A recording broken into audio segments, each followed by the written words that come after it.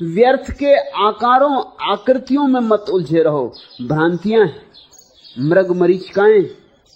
एक निराकार का ध्यान करो। निराकार का ध्यान कैसे हो?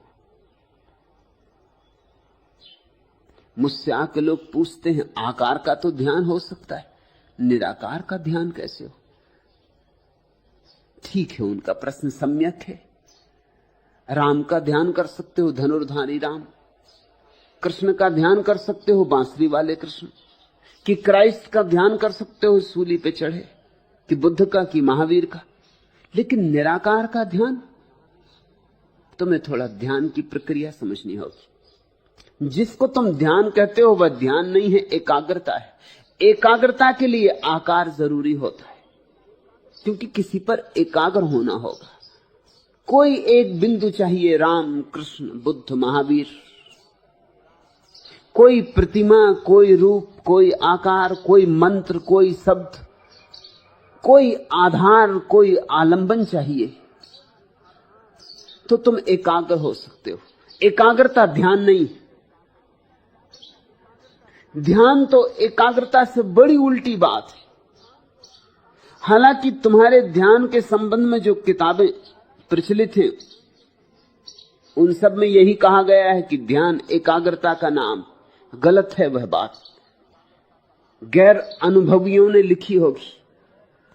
एकाग्रता तो चित्त को संकीर्ण करती। एकाग्रता तो एक बिंदु पर अपने को ठहराने का प्रयास है। एकाग्रता विज्ञान में उपयोगी है।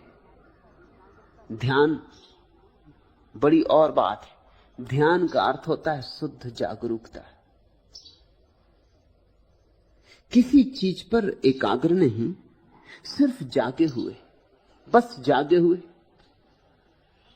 ऐसा समझो कि टार्च होती। टार्च तो ध्यान नहीं है, एकाग्रता है। जब तुम टार्च जलाते हो तो प्रकाश एक जगह जाके केंद्रित हो जाता है। लेकिन जब तुम दिया जलाते हो तो दिया जलाना ध्यान है। वो एक चीज पर जाके एकाग्र नहीं होता, जो भी आसपास होता है सभी को प्रकाशित कर देता है। एकाग्रता में अगर तुम टार्च लेके चल रहे हो तो एक चीज तो दिखाई पड़ती, इससे सब अंधेरे में होता है। अगर दिया तुम्हारे हाथ में है तो सब प्रकाशित होता है। और ध्यान तो ऐसा दिया है कि उसमें कोई तलहटी भी नहीं है कि दिया तले अंधेरा हो सके। ध्यान तो सिर्फ ज्योति ही ज्योति है, जागरण ही जागरण है, और बिन बाती बिन तेल। इसलिए दिया तले अंधेरे होने की भी संभावना नहीं। ध्यान शब्द को तुम समझो साक्षी भाव। जैसे मुझे तुम सुन रहे हो, दो ढंग से सुन सकते हो। जो नया नया यहां आया है वह एकाग्रता से सुनेगा, स्वभावता।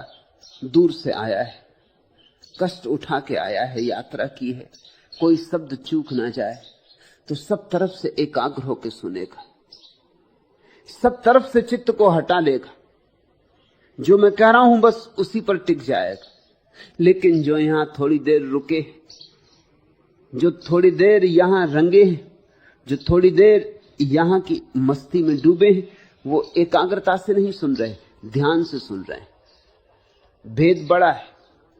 एकाग्रता से सुनोगे जल्दी थक जाओगे, तनाव होगा। एकाग्रता से सुनोगे तो ये पक्षियों का गीत सुनाई नहीं पड़ेगा, राह पर चलती हुई कारों की आवाज सुनाई नहीं पड़ेगी। एकाग्रता से सुनोगे तो और सब तरफ से चित्त बंद हो जाएगा, संकीर्ण हो जाएगा। ध्यान से सुनोगे तो मैं जो बोल रहा हूं वह भी सुनोगे। ये जो चिड़ियां टीवी टुट टुट कर रही हैं ये भी सुनोगे। राह से कार की आवाज आएगी वह भी सुनोगे। ट्रेन गुजरेगी वह भी सुनोगे। बस सिर्फ सुनोगे, जो भी है उसके साक्षी रहोगे। और तब तनाव नहीं होगा, तब थकान भी नहीं होगी, तब ताजगी बढ़ेगी, तब चित्त निश्चल होगा, निर्दोष होगा। क्योंकि चित्त विराम में होगा। निराकार पर ध्यान नहीं करना होता। जब तुम ध्यान में होते हो तो निराकार होता है। आकार पर ध्यान करना एकाग्रता है, और ध्यान करना निराकार से जुड़ जाना। निराकार में बैठकर निराधार लौलाए, सब आधार छूट जाते हैं। वह निराधार हो जाता है व्यक्ति, निरालंब हो जाता है। बस मात्र होता है। शुद्ध होने की वह घड़ी, बस होने की वह घड़ी अपूर्व है। वहीं झरता है अमृत, अमी झरत विकसत कमल। प्रथम ध्यान अनुभव करे, जासे उपजे ज्ञान। सूत्र बड़ा बहुमूल्य है। तुमने उल्टी बातें सुनी हैं आज तक। तुमसे लोग कहते हैं कि पहले शास्त्र पढ़ो, ज्ञान इकट्ठा करो, फिर ध्यान हो पाए। पहले ध्यान के संबंध में जानो, फिर ध्यान को जान सकोगे। दरिया कुछ और कह रहे हैं। दरिया वही कह रहे हैं जो मैं तुमसे कहता हूं।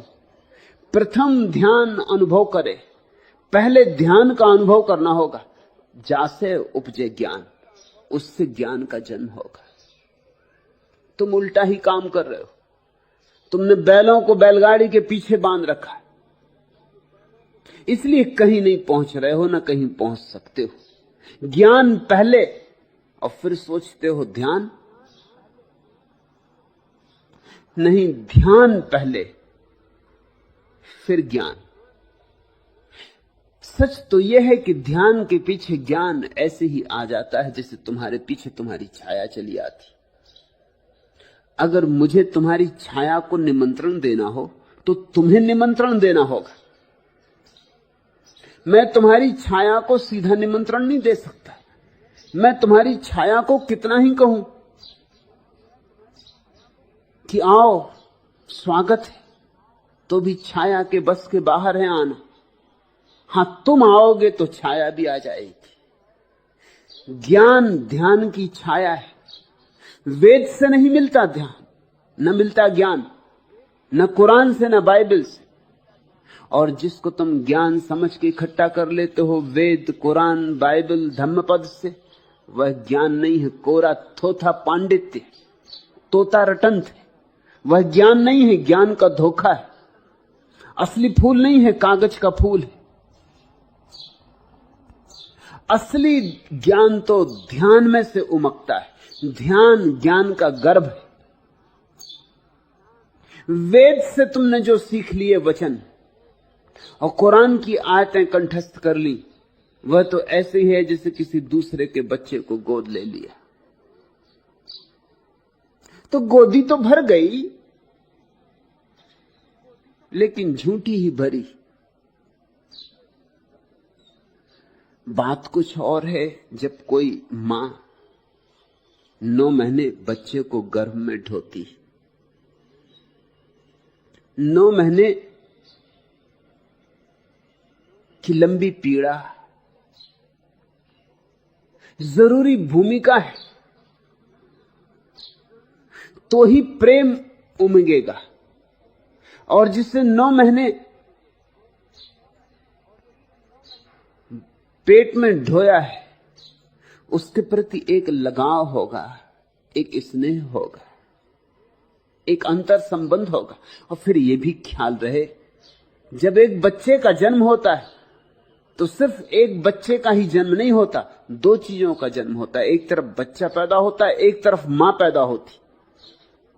उसके पहले मां नहीं थी, उसके पहले सिर्फ एक स्त्री थी। इधर बच्चा पैदा हुआ, उधर मां पैदा हुई। बिना बच्चे के पैदा हुए स्त्री स्त्री रहेगी, मां ना बनेगी। हां, बच्चा गोद लिया जा सकता है, लेकिन गोद लेने से मां पैदा नहीं होगी। मां का धोखा भला हो जाए, और यही हो रहा है।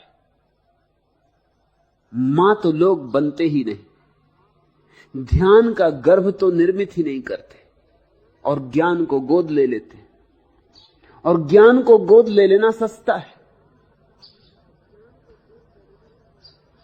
किताबें, शास्त्र आसान है पढ़ लेने, परमात्मा के संबंध में जान लेना बहुत आसान है। परमात्मा को जानने के लिए जीवन को दांव पे लगाना होता। ठीक कहते हैं दरिया, मैं उनसे 100% राजी हूं। यह अनुभवी का वचन। अगर दरिया को अनुभव ना होता तो यह बात कह ही नहीं सकते थे। जब मैंने दरिया पर बोलना शुरू किया, सोचा कि दरिया पर बोलूं, तो ऐसे ही कुछ वचनों ने मुझे आकर्षित किया, क्योंकि ऐसे वचन केवल वे ही बोल सकते हैं जिन्होंने अनुभव किया हो। प्रथम ध्यान अनुभव करे, पहले ध्यान जासे उपजे ज्ञान।